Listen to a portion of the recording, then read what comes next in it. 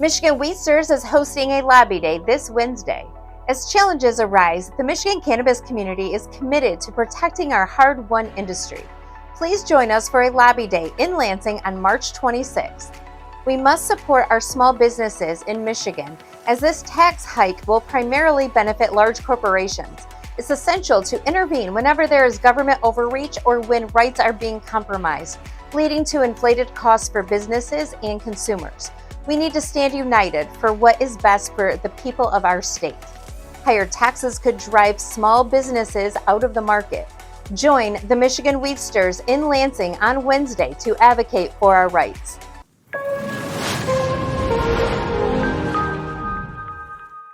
Welcome back to Cannabis Coast to Coast News. I'm Alaina Pinto. This is the final section, or C block, of this week's show, and final reminder to download the PCM TV app at the Google Play or App Store. It's free and has links to over 60 videos produced by PCM TV that documents the fight to end cannabis prohibition in our time. Next up, a check on the publicly traded cannabis stocks that are taking a whipping in the stock markets. Here's Doug Miller, who is high on Wall Street. I'm Doug Miller from High on Wall Street with this week's Cannabis Stock Report for Cannabis Coast to Coast News. The cannabis sector has been in a slump with the ETF MSOS down 68% in the past year. And while valuations have tumbled, a few companies are standing out by keeping their dividends steady and in some cases even increasing them. Innovative Industrial Properties just announced a first quarter dividend of $1.90 per share, up from last year's $1.80. And since 2016, IIP has consistently raised dividends. Turning Point Brands also bumped its dividend by 7%, and Scott's Miracle-Gro has held its dividend steady at 66 cents per share, even as it plans to spin off its struggling hydroponics unit. And not all news is good news, as Advanced Flower Capital slashed its dividend to 33 cents, down from 48 cents. So as the cannabis market fights through this turbulence, these dividend payers offer a little stability for investors seeking greener pastures. And that's this week's Cannabis Stock Report. Reporting for Cannabis Coast to Coast News, I'm Doug Miller. It seems that every week there is another story about a recall of cannabis flower that has been contaminated by a number of dangerous additives. This week, that state is Washington. Here's Matthew Friedlander with more. Hi, I'm Matthew Friedlander with Skagit Organics, coming to you with the Washington State Cannabis Report for Cannabis Coast to Coast. Today's report is going to focus on a recall notice that went out recently and how that is connected to some changes at the Washington State Liquor and Cannabis Board. So as I said, the LCB did just send out the state's largest recall notice, covers about 150 products under a number of different product names, but all operated by one licensee. This licensee is one of the largest here in the state, Northwest Cannabis Solutions. Now, it's important to note that these products have not failed for pesticides. They were recalled for the concern for high pesticide levels. This comes after, I believe, my understanding is that the LCB got a hold of some unlinked research and development tests that this company had conducted, showing that those products had failed for pesticides. But the products that were recalled, that were in the retail stores, all had clean pesticide tests, from my understanding.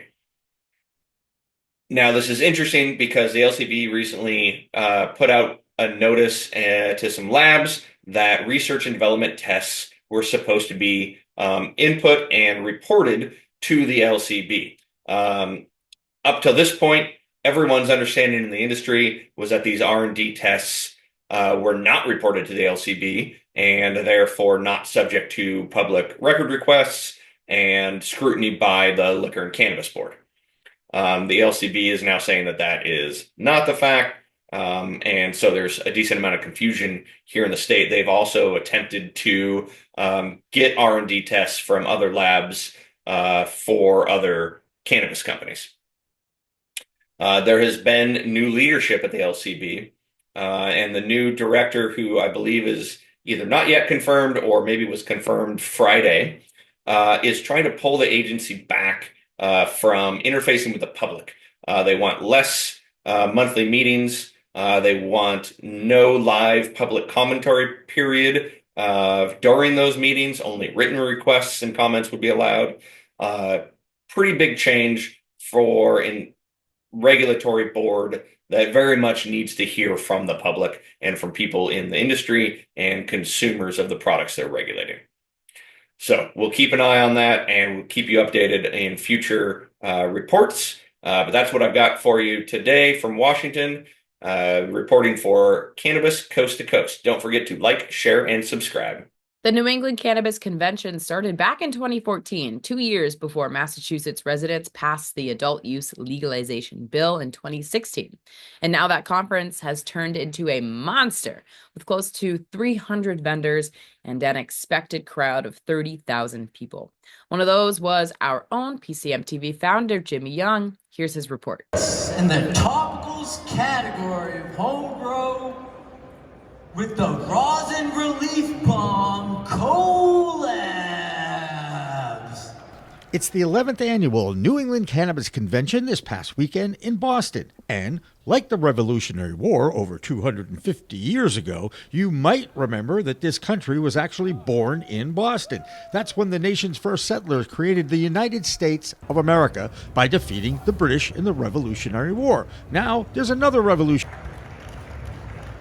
Cannabis legalization movement that can boast of 24 adult use legal states, 41 states who have decriminalized the plant and have some form of medical marijuana program. At NECANN, close to 300 vendors showed up this year, from the pre-roller group to a variety of other exhibitors, complete with breakout rooms, panel discussions on stage, and plenty of positivity for an industry that has been battered and bruised over the first 3 months of this year. And now add that onto the struggles with a devastating market correction over the past few years. It's been a very difficult time. Profits are declining, valuations are going down, stocks are completely declining, and prohibitionists are reinvigorated in Washington, D.C. You would never know that over the past 2 days at NECANN in Boston. There was tremendous positive energy when the industry gets to surround itself with like-minded, passionate entrepreneurs. Can you give some hope to the people in this industry that we're going to be okay? I mean, a lot of people aren't, unfortunately. That's the reality. And I always joke, I'm a capitalist, but this is the market, right? But I will say, one thing that's really interesting is you just never know who's going to show up, even in a saturated market, and mess stuff up, and disrupt and have a great product that everybody suddenly wants, or to come in on a niche. And then, if you look at the cup, the awards that they just had, there are new people we never heard of who suddenly are winning, taking a whole category. So things move around.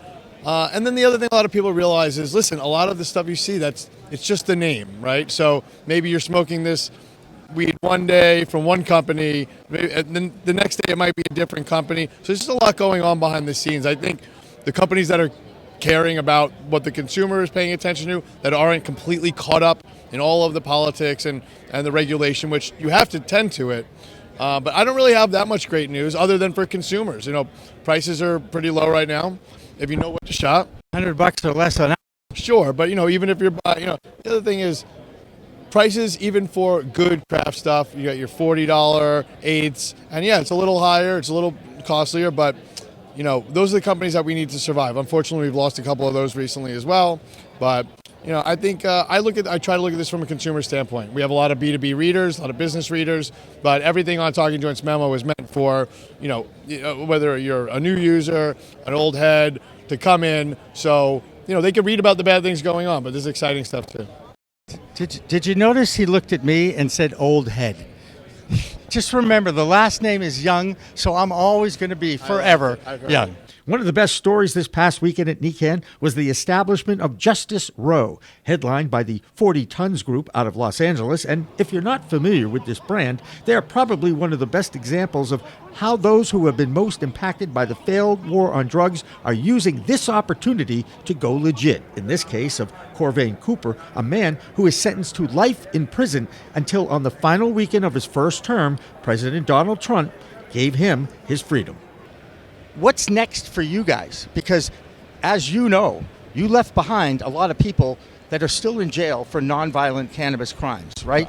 Right. So we do a letter writing campaign, and we give out trays. We got over 10,000 trays worldwide that we give away, so they can be, every time we go somewhere, they come with us, right? So usually people don't change their rolling tray that often, right? So then that puts our prisoner in your home, in your household, and you see information, and they're the forefront of our brand. It's not us, it's them, right? So everything is about the prisoner. Everything is about furthering them. And I got out off of popularity, really, right? So I did BT, Up in Smoke, in Black America, right? And Nas did that for me. I did Business of Drugs, episode 5 on Netflix, From in Prison, right? You can watch that. I did Complex, National Geographic. We made it to the front page of New York Times. And those are the things that you have to do in order to, you have to scream. And me and my attorney, Patrick McGruel, reached 176,000 signatures from Americans. And we had to just scream in order to get to this point. The beautiful thing about this group is that it's a true family affair. Corvain's story was helped along by Anthony and Loriel Alegrete, the C-suite of 40 Tons. Anthony was Corvain's best friend in high school, and his wife, Loriel, is the CEO. Her story stands as a great example of why women are taking a strong leadership role in a variety of businesses and leadership groups in this industry. Well, joining me now on the couch that's about to be given away at some point here from the 40 Tons booth is Loriel Alegrete. She is, aren't you the CEO? CEO and co-founder. Come on, any guy in a heterosexual relationship knows the woman is always the king. Okay, come on. At some point, our populace will understand. Maybe we need to put a female in the White House. I'm just throwing it out there as an idea. You know what? You might be onto something, Jimmy. Okay, you just might be. Tried really hard. Anyway, let's go back to the 40 Tons brand, because first of all, I had no idea that was Corvain when I walked in, and obviously I knew his story. Yes. And talking to him, I mean, I don't want to say I'm in awe, but I was in awe. I mean, but going through it and being behind the bar, it's almost as difficult as being on the outside looking at loved ones behind bars. Yes. So how challenging was this for you? Who helped you through this? I would say God, and then I had some strong women in my life, grandmother, great-grandmother, right? These strong women helped raise me, as I was growing up. So I saw their strength, and I kind of just drew from that, and they never let me down, Unfortunately, they're all passed away now, but at that time, that was my rock, There was, times where I had to hold 2 and 3 different jobs just to keep the lights on, and then give Anthony some money on his commissary so that he can call for one of the kids' birthdays. Things like that. These are real things. My kids even, current day would say, "We never saw you cry, Mom. How did you get through this? Like, that was horrible." Like, they realized what was going on now that they're older. And my response was, I had to be strong for you guys. I had to be mom and dad and everything else. So I cried, but it was only in the shower, because that's how you can cover it up. You're looking wet, and right, so you can still cry and be okay. But that's when I did that. But I knew that if I didn't do this and show my children that there is going to be better days ahead of us, then we would all crumble. Like, there was no wavering on how I was going to raise them, continue raising them. There was no wavering. Help support my husband, because at the time he did what they say, committed a crime, and he served the time, and unfortunately the family served the time too. Right. There's a lot of politics when your loved one goes to jail. The people that they leave behind, the aftermath, and it's not free. Phone calls are not free, so it was very challenging time, but I got through it, Jimmy, and look at what we're doing today, and all of the great traction that we're making, and the building up the communities, and locking arms with folks in Justice Row and all the other brands. So it's exciting times. Well, socially responsible capitalism is a term that I learned back in the 90s as a sportscaster here in the Boston area, okay? And I have seen quite a few companies in the cannabis space embrace that philosophy. But I have never seen one that has really lived it Do you know what I'm saying? You have lived it. And by the way, I love the fact she's the CEO of this company, and she's kind of dropped in the fact that she's also a mother. How many kids do you have? 3 children and 2 really large dogs. Like my dogs are 200 pounds. So, and I have 2 of them. Mastiffs? What are Yes, they are mastiffs, Jimmy. Yes. I know my dogs. And besides, well, we could talk about yellow labs another time. It's another story for another day. But where would you like to see 40 tons going? I mean, you know Steve D'Angelo from Last Prisoner Project, right? He announced the Last Prisoner Project on one of my shows live back in 2019. I met him in Jamaica, okay? And he's always said, if I ever resurrect my show again, I want it to be on your network. I'm like, great, I'm waiting, But in the meantime, he's trying to get every prisoner that's in behind, and you guys are joining that as well. But you've lived it. Yes, no one can take my story away from me. It's actually real. It is my life. When they say, when did you start 40 tons? I say that's a loaded question because 40 tons was started that 20-something years ago when Anthony and Corvain first started selling their first eighth, right? And how that snowballed into federal time and all of that. So where I see 40 tons going at this point is to the moon. Like nothing can stop us. Nothing will stop us. The 40 tons and the movement and the disruption that we've made in the industry for greater change, right? I think it is bigger than myself. It's bigger than Corvain. It's bigger than Anthony. This should be able to continue on for years and years and years because it is a great cause. People are still being incarcerated over this plant. People need to understand what their responsibility is, just to know, just to be aware, to be educated on what's going on. The stats, at some, of prisoners people going to jail, the black and brown community, how that's affected. 4 times more than white people, and we use the product the same amount.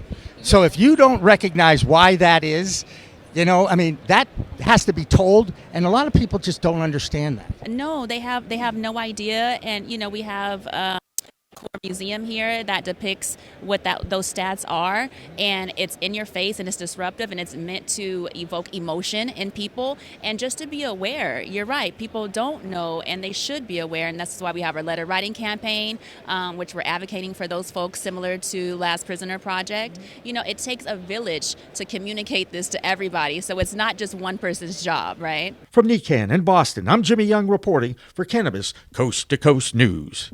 If you are a regular consumer of cannabis, this next story shouldn't shock you. A new survey commissioned by NecoKick.com concludes that cannabis smokers are more stressed out since President Trump took office. 65% of regular users report increased stress levels compared to 55% before the change in administration. One state that can totally relate to that is Colorado, and that's where Xavier Gillet is, and here's his Colorado report. I'm Xavier Gillet, chairman of the Colorado chapter of the Cannabis Chamber of Commerce and a non-attorney professional at the McDonald Hopkins law firm. And here's what's happening in the Colorado cannabis industry this week. I've got one story to share with you all, and that is the story of Mammoth Farms filing a lawsuit against the Marijuana Enforcement Division, or the MED. The MED is the regulatory body responsible for regulating and overseeing the adult use and medical marijuana market here in Colorado. And this is the second time that Mammoth Farms has filed a complaint against the MED. This complaint is multifaceted, with 2 specific complaints alleged against the MED. The first is that the MED has failed to prevent the diversion of regulated marijuana products into the black market, which has deprived citizens of Colorado and businesses of important revenue on the tax side and then on the business side. And the second portion of the complaint alleges that the MED has similarly failed to prevent the introduction of intoxicating hemp cannabinoid compounds into the regulated market in Colorado. Listeners may know that Colorado is one of the only states one of many states, I should say at this point, that does prohibit the use of hemp-derived intoxicating compounds in regulated cannabis marijuana products. And this lawsuit alleges the further growing divide between the hemp cannabis and marijuana cannabis industries in the state. Interestingly, this also alleges that the MED has failed to prevent the diversion of product, which is a an important complaint for marijuana businesses in the state to make, and Mammoth Farms has subsequently become either a very respected and loved entity because of filing this lawsuit, or on the other hand, other constituents see this as an attempt to gum up the evolving and growing marijuana industry here in Colorado. But all that aside, it is emblematic of continued issues in Colorado between regulators and businesses that have led to the year-over-year decline of cannabis sale revenue here in the state. And this is an important case to keep an eye on for the future development of the Colorado cannabis market. That's it for the Colorado Cannabis News this week. I'm Xavier Jaillet, reporting for Cannabis Coast to Coast News. And finally tonight, there might be a new powerful advocate to hasten the acceptance of medical marijuana in England. Believe it or not, it's the King who is leading the charge. King Charles is being treated for cancer, and now he is exploring more holistic forms of treatment. A Buckingham Palace insider shared the story that King Charles has always been a champion for homeopathic medicines, and now as a cancer patient, he believes he should try it too. That same source said he is willing to try all treatments for his cancer in the book, and some that are not. Getting high with the king, even for medicinal purposes, would be pretty cool, though, don't you think? That's this week's Cannabis Coast to Coast News. I'm Alaina Pinto. Remember, it's a whole new world of weed out there. Consume it responsibly.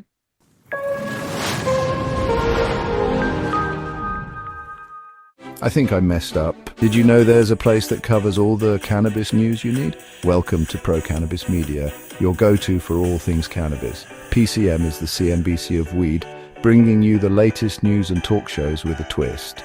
We've got 16 state correspondents and multimedia journalists from around the US and Canada. Hey everybody, it's Brandon Jones with Big Green Distribution with the Missouri Cannabis Report. I'm Karen Black from Greenfinger Consulting with the Arizona Cannabis Report. I'm Amie Carter from Michigan Weedsters. Andrew Behringer here reporting from Washington, D.C. Debbie Fazy with the Canadian Toke of the Week. It all started back in 2018 when founder Jimmy Young kicked off the In the Weeds podcast. His mission?